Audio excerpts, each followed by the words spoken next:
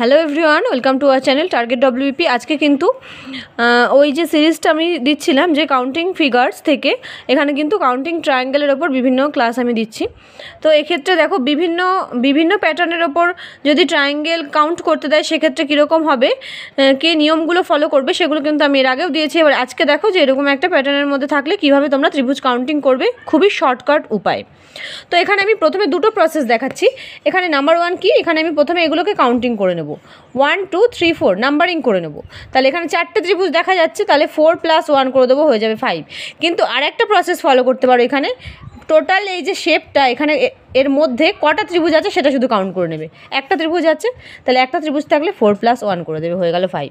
না বুঝতে পারলে আমি আরও একবার বোঝাচ্ছি। তাহলে এই ত্রিভুজটার মধ্যে কটা ত্রিভুজ আছে, দুটো ত্রিভুজ, তারপরে দুবার 4 প্লাস করবো আর টোটালটা মিলিয়ে +1 করবো। তাহলে 4 4 8 9, এখানে টোটাল 9 ত্রিভুজ। বোঝা গেল?